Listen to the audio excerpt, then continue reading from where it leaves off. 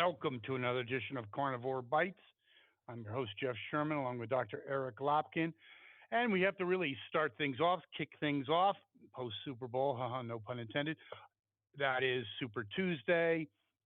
I want to refer to you and just your thoughts. It's all open. Well, it was Start with obviously probably Nikki Haley suspending her campaign, but right. other than that, go ahead. It was no big surprise that Biden and Trump both ran the tables. Each one lost one primary yesterday. Trump lost Vermont to Nikki Haley, and Joe Biden lost American Samoa to some candidate nobody's ever heard of, which, quite frankly, Essentially, no one. is a bigger deal for Biden than it is that Trump lost one. Because when you're running essentially unopposed, it's not only bad that you have so many voters putting down for uncommitted, which happened again yesterday, but to actually And lose in one, Michigan. it happened in Michigan, it happened in Minnesota. Um, so that does not bode well for Biden. I think the biggest takeaway, though, isn't that Nikki Haley is pulling out. We'll talk about that in a moment. But I think the biggest takeaway was that Joe Biden was unable to stay awake until 10 p.m. to actually make a speech. He had a prepared statement that they sent out at 10 o'clock. No indication that he was with anybody. He was, non communicado. Really, we've got a president that can't stay up until 10 o'clock to make a speech on the biggest primary day of the year. That's a great analysis, Dr. Lopkin, and an analysis. And I do research for the show, as you know. I have not seen. Leave it to Dr. Lopkin. And that kind of goes into what Brit Hume had in an editorial. And he's, quote, and he's no radical. He goes, Biden is palpably senile and America sees it. I think that really goes into what you just said. Yes, every time senile, tired, and old. Every time he talks, every time he makes an appearance on camera, America sees that he is not this dynamo that they keep saying, oh, behind the scenes, he's got so much energy. Guess what? It doesn't matter what goes on behind the scenes. It matters what the American people see. And what they see. And it doesn't go on behind the scenes, by the way. Right. And what the American public is seeing is an elderly man who is in failing health and not capable of doing the job anymore, if he ever was. Without any question. And again, we're jumping around, but I just think it's a really opportune time to get your opinion on the State of the Union's coming up tomorrow as we do the podcast on Wednesdays. Is he capable of pulling it off? And I mean that and that's not a rhetorical question. I know he's got the teleprompter, but there's been over the last several weeks, even with a teleprompter, he has effed it up. I don't know. I mean, he can get through, and plus it's a long speech, so he might start out as the dynamo he is behind closed doors, but can he continue it? That's a real question, Dr. Lopkin. Well, we don't know how long the speech is going to be. There's no actual required length for a State of the Union speech. So he may do a shorter speech because he's not capable. Now, we know he had no public events on the calendar today. He had no public events on the calendar yesterday. So clearly, they're giving him whatever medication he needs, and he's taking it easy to store up any energy he can muster for the State of the Union. No question. How important is it? I heard an analysis saying that even if he does well, it's a sugar high. I don't know if that's probably true, but let's just say if he f's it up, that could get some increasing tailwinds for his demise. I don't think it's just a regular State of the Union when it's like who gives a shit. It's If he does well, it's a sugar. It's almost like lose lose. If he does well, it's a sugar high. It's only going to last a week. And if he f's it up, which is a 50-50 probability, it's not good. Yeah, if he And let me does just well, interject one thing. Let me go interject ahead. one thing. If a normal president f's it up, it's kind of like, okay, whatever. But the eyes are upon him. Sorry to interrupt. Go ahead. Yeah, no, that's very true. You know, presidents make mistakes all the time. I mean, Gerald Ford fell down all the time. It wasn't make or break because every other president has not had the doubts that he's actually capable of doing the job. Biden has shown that he is not healthy, he is not mentally coherent, and that's what he's fighting against. So if he does an amazing job at the State of the Union, you are going to see all of his surrogates hit the Sunday talk shows. They're going to hit the campaign circuit and they're going to go, look at this State of the Union. That's the man that's our president. Take a look at how capable he is. But they're not going to send Biden out doing interviews, and they're not going to send him out on the campaign trail much, because once he's out there, as soon as he screws up again, and we know he will, and his campaign knows he will, then it erases any gains that he got from the State of the Union. If, on the other Okay, hand, wait a second. I have to interject something, though. I got to interject something. Let's talk about it. So he has a good State of the Union. His surrogates are out there, but forget about him being on the Sunday shows. Over the week after, he's going to be at something that he's going to f up on. So it completely negates. Am I not correct? Like, yes, that's regardless if he's showing up on Sunday morning, which he could yeah, never do. Go ahead. that's the problem that the campaign is facing. However well he does on the State of the Union, it's all going to be wiped out the next time he has a poor performance. And there's no way to keep that from happening at this point, other than keeping him in the basement and nobody sees him again until Election Day in November, which is not feasible. So, however 100%. Yes. however well he does for the State of the Union, it's going to have a very limited impact, quite possibly not even to the next primary. On the other hand, Well, if he go ahead. does a poor job on the State of the Union, Game that's over. that's going to snowball, because again, he's not going to be able to recover from that, and he will just keep making these mistakes, and we will keep seeing him shuffling along to Marine One, shuffling along to Air Force One, and making it very obvious that this is not the intelligent, vibrant man that they keep telling us he is behind closed doors. Oh, you know what's wrong with that whole theory? Not your theory, their theory. He was never an intelligent man. That's the funny thing about it. He was always an Yes. asshole. He was always mean.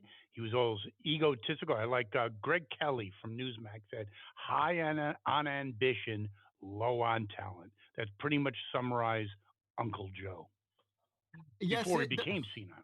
yes, it does. And that's actually a big part of his problem now, because we know his memory is failing.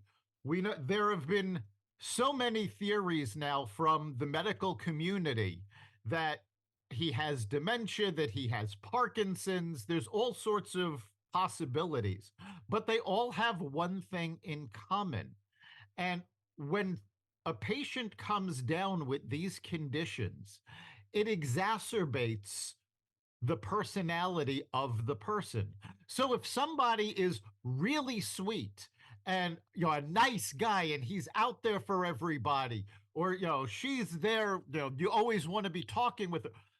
When the dementia hits, when the Parkinson's hit, those character traits are amplified. So even though they can't remember, they're still very nice to be around. They're very kind. Biden was a nasty person to begin with. And so now that's the character trait that's being amplified by his medical condition.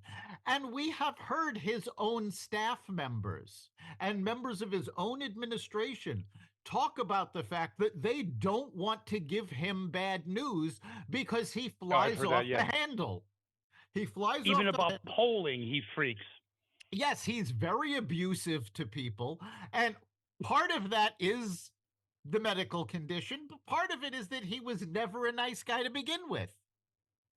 Yeah, just look at his dog. There you go. Yes. He had to be taken away. One thing before we get back into Super Tuesday, so we look at Biden. He's obviously deteriorating and exponentially. That's not just a joke. That's true. You just look at it; it's getting wow. Um, First of all, what do you think the chances of him effing it up at the State of the Union? I'm going to say 40. Um, I'm going to give him a little better odds of doing a good job because, again, he hasn't had any public appearances in several days. He's going to be well rested and well prepared. I'm going to say it's about a 25% chance that he screws it up. We will wait and see without any doubt. But and again, on the State of the Union, it looks like the Republicans are having Katie Britt. She's from Alabama, and she's going to do the rebuttal to the State of the Union. I think that was actually smart. I think the Republicans did a good job because you're contrasting Uncle Joe to someone that's bright, articulate, and young. Your thoughts? Yeah, it was a very good choice for them. Not only because she is very articulate, she is a young person, but one, she's a woman, which helps blow out the Democrats' old white male theory of Republicans. Um, but also, she's not well known. So you're not just giving somebody the spotlight to do this, you're actually showcasing how deep the Republican bench Yes. is. Great one, Lopkin. No question about it. And what if she crushes it? Could she go all of a sudden get into fold of vice presidential material? Trump I has a don't problem with women. I don't know if That's a stretch, but it's a thought. yeah, I don't know if it can stretch her into the VP position, but it can certainly propel her career to a major spot at the convention, to future leadership. You know, it can be a big launching pad for her political career. So it is a big deal for her. And quite frankly, I think the bar is going to be fairly low. So I think she's going to have an easy time crushing it. Good point.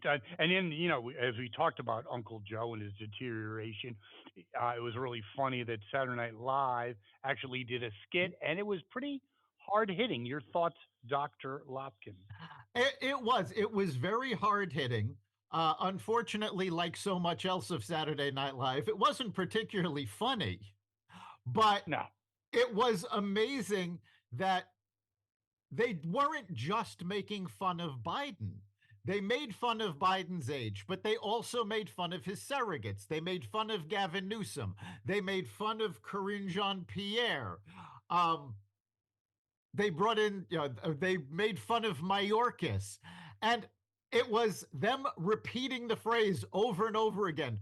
All of these people defending Biden, saying, oh, behind closed doors, he's a dynamo. And they're crediting him with the most ridiculous achievements. I loved Mayorkas saying he actually parkoured over the border wall and did a backflip off the wall. It's a seriously, I mean, most people can't do that, never mind somebody as decrepit as Biden. So they did exaggerate it quite a bit to go for the humor. The humor, again, fell flat. But the big deal of this is that for Joe Biden to lose Saturday Night Live and for them to go after him, in fact, for any Democrat at this point to lose Saturday Night Live is a big deal. This is a bastion of liberal ideals. They made a 4-year run at doing nothing but Trump jokes. And now that Yes, Trump and is there's always talking about. Yeah, it is interesting also when you look at the overall, real quick. I don't want to give it too much time. Liberal media. Look at the Biden's appearance on Seth Meyers. That was like scary. First of all, Seth Meyers is about as funny as a heart attack or hemorrhoids. and his audience is about as big as carnivore radio. Um, and Biden was just, it's all, I love that. It's extremely rehearsed. It looks like it's spontaneous. And he still effed it up and Yeah, came his across as an idiot. And yeah, the his ice cream was pathetic. yeah, his appearance on Seth Meyers was incredibly scripted, which again goes to show that he can't handle spontaneity. This is not a good trait in the president. This is No, not this it's, is not something we want in the leader of the free world who has to make decisions on a moment's notice. it's funny, even Italian media, I guess they have their own comedy shows. A regular feature is a Biden spoof of him falling over, sniffing some kid's hair. I mean, the gigs. I mean, when you even look at it, when he gives a UN speech, Trump does a UN speech, everyone's there. Okay, half the UN was gone.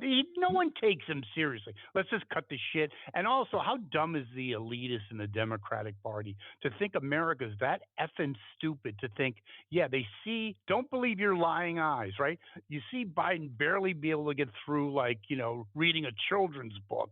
But yet, behind the scenes, he's a Mensa candidate, smarter than Einstein, and stronger than Arnold Schwarzenegger in his prime. Yeah, please, come on, smoke Well, another joint. it's not just about Biden. The Democratic Party has been doing this for years. Remember 2020 and the peaceful protests that they were talking Mm-hmm. about peaceful protests while the reporters are standing there with buildings on fire in the background. There was nothing Yes. peaceful about them. Everything about the economy. Oh, the economy is doing fantastic. We don't understand why people don't believe it. Well, they don't believe it because food prices are up. I believe it's a total of 11% Yeah, it's over. for the first time in 33 years. Food costs represent 11% of the household budget. First time since I think 1991. Yes, and some segments of your grocery bill have actually gone up as much as 33% over the course of Biden's presidency. So they keep saying, "Oh, my favorite is they keep yelling about, well, crime is down across the board. The Republicans are making it up that crime is up. Well, what you have is DAs who are not prosecuting, democratically, elected DAs who were funded by George Soros. So you have Yep. police departments who are not making arrests because they know there's no point because they're not going to be And there's no prosecuted. police anyway. The Right. openings for policemen are crazy. So, of course, you have fewer crimes being passed up the line to the FBI statistics because they're not being arrested, they're not being charged. Hence, there's no crime. So, this doesn't And there's mean, no police to arrest them. right, this doesn't mean that crime is down. It means that the statistics are being rigged. And anytime somebody talks to me about crime being down, I go back to a line from the TV show The Wire, where one of the cops says it's called juking the stats. Burglaries become larcenies, rapes disappear, and that's how majors become captains and captains become colonels. That's what this is. It's juking the stats. The Democrats have been trying to do this all along. Don't believe what you see, believe what we tell you. And unfortunately, so much of the media has played along with this. Now, I was amazed at stories from the New York Times and Washington Post. New York Times, I don't know how long they were working on this, but they posted quotes and photos on their social media feed of Democrats that were thrilled that Biden is running. They're so excited to be able to vote for him again in 2024. Really, every poll says 13% of Democrats think he's capable of doing the job.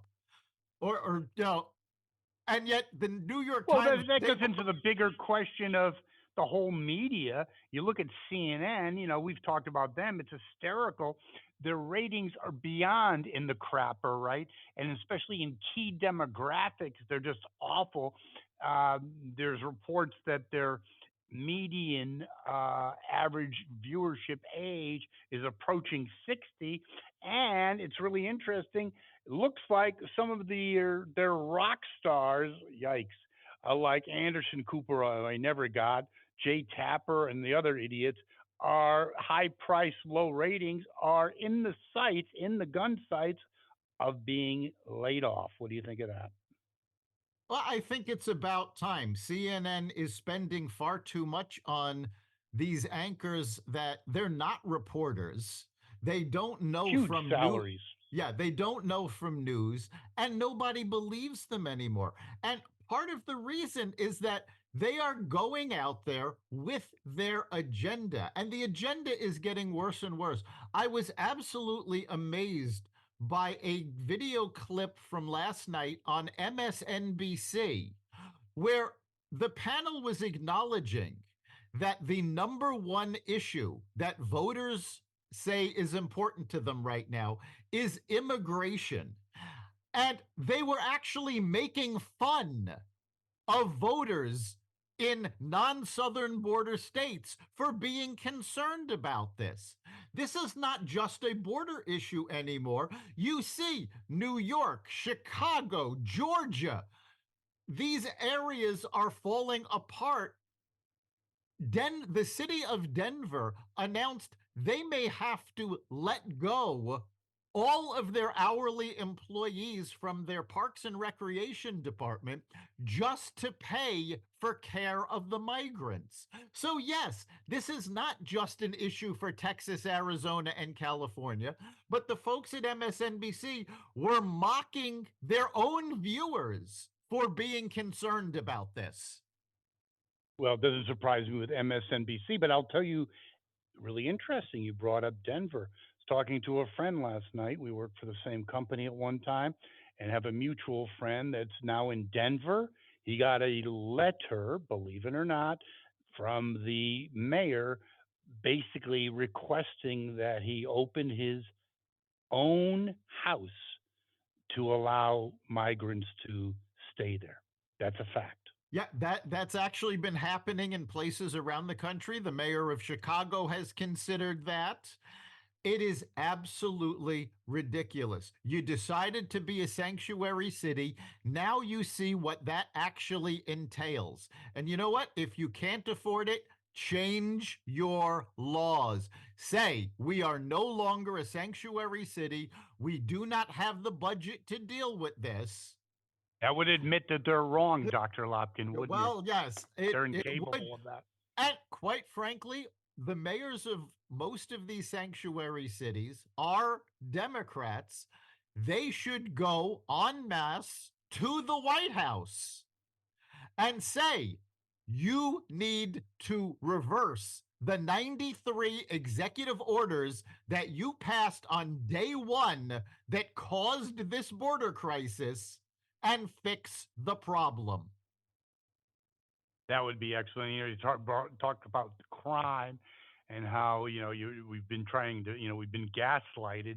You have governor of New York, and again a Mensa candidate, basically having a bill requesting the National Guard go in the subways to help protect against the rapid crime. And about 3 days before that, again, she's a real genius. She put or signed an authorization to explore reparations for African Americans, even though we look at businesses that can't get out of New York, people can't get out of New York fast enough. And also, additionally, the genius might want to think about that. New York wasn't a slave state. Genius. Your Right. thoughts? New York was not a slave state, but the simple fact of the matter is they don't have the money to There fuel you their go. existing budget. How do they think they're going to get the money to pay whatever reparations they ultimately decide should be paid. It's going to go the same way that California's reparations are going. There's going to be a committee investigating it. The committee is going to say, "Oh, yes, to soothe our liberal guilt, we need to provide reparations, and this is what we think is fair." And then that's going to go to the state government, and the state government's going to go, "Yeah, we have no money for this," and it's going to sit on a shelf. Well, I have a better one for you. I think this is great. Look at the sanctuary city situation, Martha's Vineyard, other places like that. I think it would be fantastic if, because let's face it, the New York legislature is broken. They do pass it because they're as dumb as rocks, right? And then all the little liberals get their little bill. Huh? What? Reparations? No, no, no. We're kidding. Wouldn't that be great, Dr. Lopkin? Well, honestly, what would happen is the taxpayers of New York would be on the hook for huge tax increases, No, I and know that, but wouldn't it be funny you when all would of a see. sudden, if it Well, no, no, actually no, but came home and they'd be, go ahead. what you would see is an increase in the speed of people fleeing New York, and without Can it those get tax, faster? it can, but without those Okay. taxpayers, they have no chance of making this happen. And New York is already losing both businesses and individuals. In fact, New York is essentially stealing tax money from other states at this point because their tax policy is if you work remotely for a New York based company and you don't live in New York, you still have to pay income taxes to New York State and New York City if it's a New York City business. Even though you use no New York resources, you don't go into New York for work, you're never there, they are still taking your tax money. And now other states are starting to get angry about this, especially here in Connecticut, where we're recording this. The governor of Connecticut is fighting back because they are taxing Connecticut residents for using New York State resources that they never use. We'll see how that unfolds. But yes, I think the governor is a complete idiot, and she's accelerating New York's demise along with the great mayor. But let's get back. We diverged a little bit, but I think it was all good. Your thoughts, Dr. Lopkin, on Super Tuesday? Well, we talked about the big takeaway of Biden. It was no surprise that both Biden and Trump ran the tables last night. It was expected. What was also expected was Nikki Haley pulling out. Um, she had no public events scheduled past Super Tuesday. Her campaign had no advertising scheduled past Super Tuesday. So it had become pretty obvious that she had planned to suspend her campaign on Super Tuesday. And there was some comments made last night and some things she had said in her announcement that she was suspending today that finally made me understand why she stayed in so long and why, while it's not going to help her any, a smart Republican strategist can use this to the Republicans' advantage. And that was a comment she made about the fact that her parents were first generation immigrants. They moved here. And her mother got the chance yesterday to vote for her daughter to be president of the United States. Now, I think she actually stuck around longer than she should have in order to accomplish that. I think it's a little selfish to, spend all that money to make your mother feel good, but if you take that story, this was the first Republican woman to win a primary. She did win the District of Columbia and Vermont. She is the daughter of first generation immigrants. You take that story along with Tim Scott's story about how he achieved his senatorial career, and it completely blows the race story of the Democrats out of the water. It blows Very good point. apart the identity politics that the Democrats have been relying on. And you're already seeing the identity politics game fall apart on them, as now in the past few polls, the majority of Hispanics are now supporting Trump, not by much, but it's, I believe it was like 51%. You're Still seeing huge. Yeah, you're seeing African Americans, his support, the support for Trump in the African American community is up 20% from where it was in 2020, which is also Especially with huge. males. Yes, which is also huge. So these stories blow apart the narrative that the Democrats are trying to push. I would agree with that. I think just from a political strategy standpoint, she would have been much better off. Yeah, I got the mother voting for after New Hampshire. It was a fairly strong showing. She outdid the Yep. polls, and last person standing besides Trump, she would have gone out as a hero. I think she kind of went out. She gave me a little more, a little too vindictive at the end. But I think it'll be a big Maya Copa. Everything will be groovy, and she'll live for another day. She's still very young. What do you think of Steve Garvey, now pitted against Adam Schiff, who, in his acceptance speech, was heckled by pro-Palestinians? Surprise, surprise. When we talk about Democrats in California, but Steve Garvey, that's an interesting situation, mano on Steve, mano against yes, Pencilneck. Steve Garvey has statewide support going back to his days in the in the LA Dodgers and the San Diego Padres. He is loved by Californians.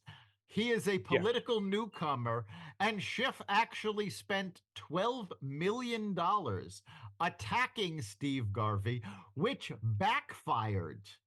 It actually raised Steve Garvey's profile and could very well be why he is in the general election. Now, for those of our listeners who are not familiar with California politics, California's primary is very different from most primaries.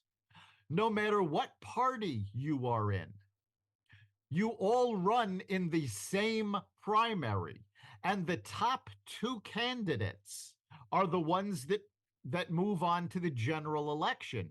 So you don't have to have a Democrat and a Republican in the general election. You can actually have, and have in the past, had two Democrats running for that seat.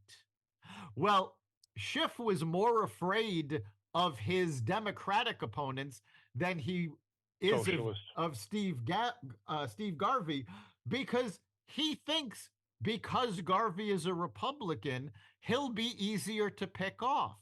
Well, experts all across say that's not going to be a case. Schiff is not well liked. The fact that Wonder why. he was attacking his fellow Democrats didn't help him. He got nasty against Steve Garvey in the primary, which also did not help him. And the fact of the matter is, the only thing he has in his favor, he's actually never accomplished anything. What he has in his No, favor is the anti Trump movement. Because the only thing that Schiff is known for, and it's why he got a national audience, is spreading besides lying. spreading lies about the Steele dossier, about his claims over and over again that there was overwhelming evidence of Trump's guilt, which for some reason never materialized. Meanwhile, as in his department chair, He should have been paying attention to what he actually should be paying attention. That is national threats, which he was asleep at the switch. But I also think, what do you think it is? Very unscientific. There's also something called the alpha male syndrome, and then you have pencil neck. Okay, Shifty Schiff against Steve Garvey. Yeah, he's older. He's probably 75 now, something like that. Looks good, alpha male, accomplished athlete. I mean, you have the biggest wimp maybe in the history of America versus a baseball legend slash hero. I think that has some legs, Dr. Lopkin. It does have some legs. You also have the stark difference in their viewpoints. No matter what he does, he's not going to be able to paint Steve Garvey as an ultra MAGA conservative because Garvey isn't. He is very centrist, and his entire campaign has been about doing what is best for the state of California and bringing California and helping bring the nation back together to accomplish more. Schiff is completely about dividing the nation, attacking the ultra MAGA, which, let's face it, there's not a big ultra MAGA population in the state of California. But you also have to look at the fact that Schiff is pushing the same policies that have resulted in people fleeing from California. The only state that's accelerating the exodus faster than New York. I think that's a good point. I think time is not in Pencilneck's favor. Yes, Garvey had a long, long road to haul, but I think time is in his favor because just like Hillary, the more time you see or the more exposure you have to Adam Schiff, the more you want to throw up. There was the court cases, the Supreme Court ruling against Colorado, and with that Maine, the nutcase, uh, um, um, she's pulled her efforts to withdraw Trump's candidacy in Maine. The big win for Trump, and it gets to the real bigger issue, Dr. Lopkin. It was no surprise it was going to be overturned unanimously. The whole court case, you have Fannie, that's pretty much imploded. Your thoughts on where all this crap is going and impact on the election? It's getting less and less, isn't it, Dr. Lopkin? And it's making possibly playing to Trump's favor because it shows how stupid these people are and how bullshit these charges actually are when they see the light of the day, just like a cockroach. It is actually working in Trump's favor. And you now have a sizable percentage of Democrats who are saying, we have to stop this. We have to stop the lawfare. We're only encouraging him, we're making him stronger. The Supreme Court decision, first of all, was expected, but it is Mm-hmm. absolutely amazing how the liberal pundits, the morons on The View, started A attacking dying class. Go ahead. the Supreme Court as being overly partisan and oh they're puppets of MAGA. No, this was 9-0. This was this was judges appointed by Obama. This was judges appointed by Biden. This was a whole, not, again, unanimously, because this was a step too far that the Democrats were taking. And the fact of the matter is, quite frankly, there's another court case coming in front of them, the case about Trump's immunity. It is widely accepted that they are going to find against Trump in that one because Yes. following the law, which is what the Supreme Court has done over and over again since the conservative majority took over. Because for 20, 30 years, the left has been used to having a rubber stamp from the Supreme Court. And again, going back to Roe v. Wade, Justice Ruth Bader Ginsburg kept saying this was bad case law. It was going to be overturned. It was a political decision, and Congress needed to ratify it if they didn't want to see it go away. And of course, both during the Biden administration and during the Obama administration, they had complete control over both houses and the White House, and they did nothing. They got used to having a politically motivated court, and that is no longer the case. And to be fair, I would never say that a judge like Justice Ruth Bader Ginsburg was politically motivated.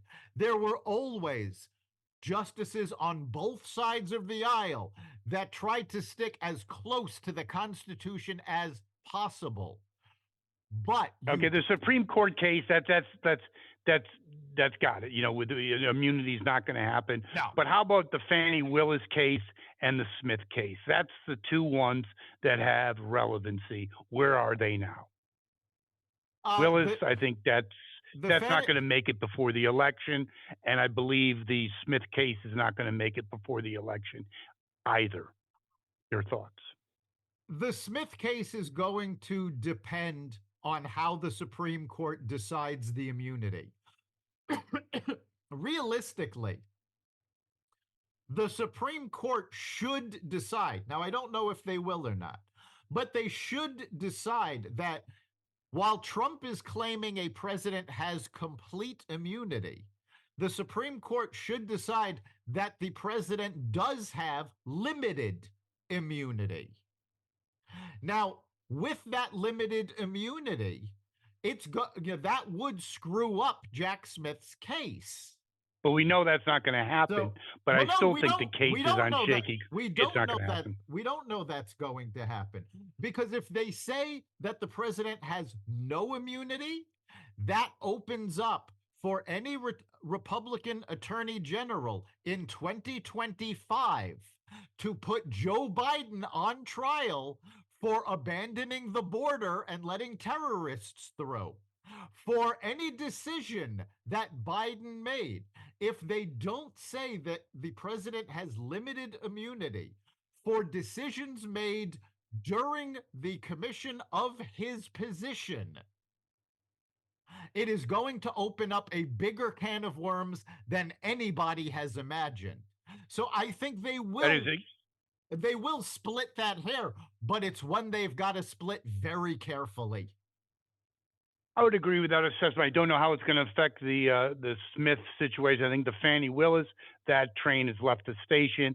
But I think overall, the big firewall of legalized partisanship, I think the impact is waning daily. Your thoughts on that? Not about the legalese, about the whole shit. The impact is waning daily. And in fact, Trump really, from what I understand from people who are inside his inner circle, did not expect to win most of these cases. He wasn't actually playing to win. He was playing to delay. His whole strategy, and the strategy of a good part of his legal team, was to delay as many of these as possible so that a verdict did not come in until after the election, when it wouldn't matter anymore. And at this point, so many of the cases have fallen apart. You saw the New York case where the judge decided he was guilty of fraud. Well, this is going to be overturned on appeal because legal experts on both sides have said there was no basis in law for this decision. Plus, it was disproportionate penalty. Right. That's also in the Constitution. Yes. You have Fani Willis, who completely destroyed the credibility of her office. So if they keep her on, it's going to be an uphill battle for them to convict, because nobody is going to believe anything this office says. If they I think remove that case her, is gone. it's probably going to go away because they're going to have to take the entire DA's office off the case, as I understand it, find a new jurisdiction, and then start all over again. There's no way to do that before the election. You have I find other that hard to believe that she can remain where she is. And if she does, it still falls flat on her face because where she went to law school, I have no idea, but I'm going to apply probably as we get done with this show because I'm sure it's open admissions. She is dumber than rocks. I mean, the whole strategy or a whole basis for what really happened, you'd have to be like smoking 1,000 pounds of pot to believe that. yeah, Yeah, I the carry around. Yeah, I always go on vacation with right, $5,000 in cash. Yeah, the okay, happens all the time. Yep. the big impact of this is actually going to be the cumulative impact of all of these district attorneys, attorney generals, partisan judges, showing the American people that we are doing everything in our power to remove Donald Trump so you don't get to vote for him.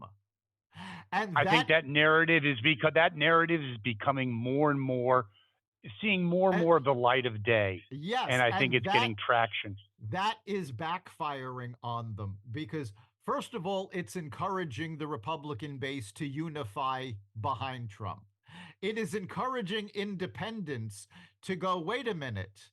The Democrats keep saying Trump is a threat to democracy.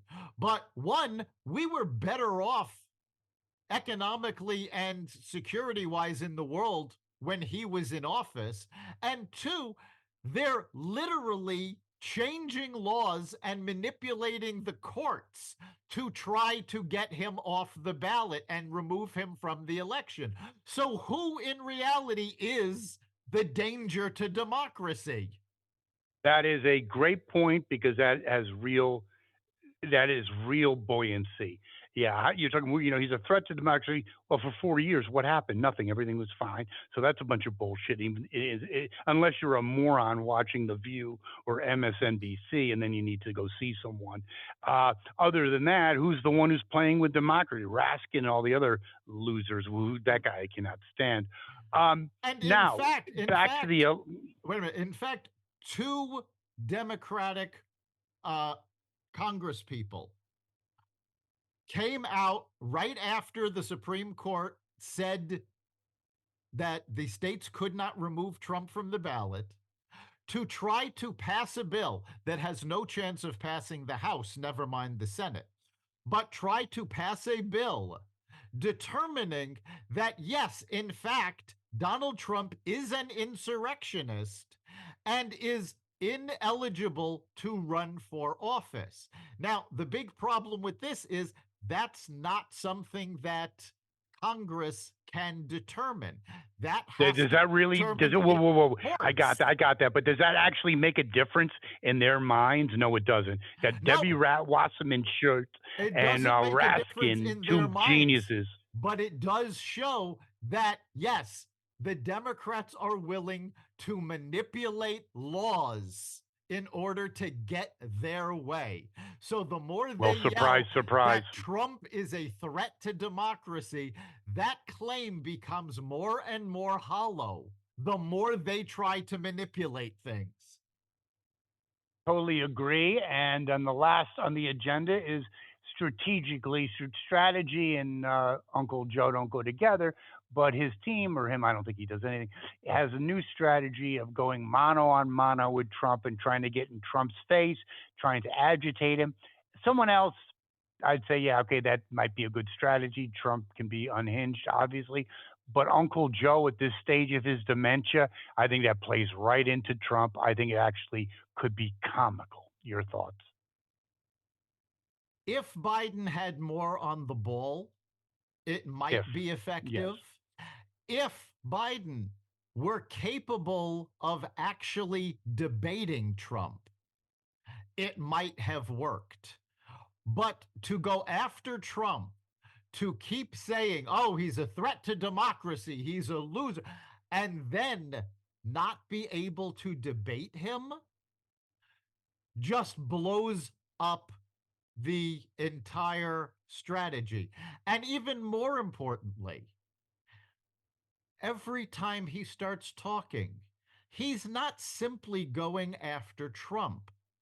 He keeps using the right wing MAGA Republicans. It's the MAGA Republicans. Well, guess what?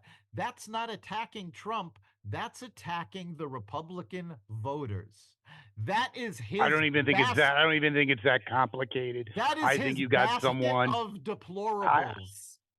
And Yeah, I we got saw that, but how well that worked for Hillary. it didn't work out well. It's basically a hollow rhetoric now, but it's even more simplistic than that. He's going to try to get in your face with Trump, and he's not going to be able to pull it off. He's going to come up with one-liners that halfway through it he's going to be stumbling. It's a disaster. So we'll see how that works out. I don't think it's going to work out well. But Dr. Lopkin, we were away last week. My apologies, but things are working well for Carnivore Radio, aren't they? They are. And in fact, I don't usually track this, but I got a notification just this morning from Instagram, of all places, that From where? I'm sorry. from Instagram, Okay, that got it. the Exvadio News podcasts, which Carnivore is part of, have increased their reach by 1,200% over the last several months. Yes. So we are finding very good. We are finding new audiences everywhere. Excellent. And it's well deserved, I might add. I love self-patronizing things, yes. And they can also, our viewers, our listeners can actually even contribute to the show, can't they, Dr. Lopkin? They can. Let us know what you think by going to the Carnivore Radio Facebook page and messaging us. You can also go to xvadio.com/connect. Let us know what you're thinking. And of course, you can catch every episode of Carnivore Bites at xvadio.com, the Carnivore Radio website, Apple Podcasts, Google Podcasts, Spotify, iHeartRadio, Audible, Amazon Music, and other platforms that respect freedom of speech. Thank you, Dr. Lopkin. As always, great insight. Even though I do research on many of your points, I have not heard. So great. We'll be back next week. We'll see you then.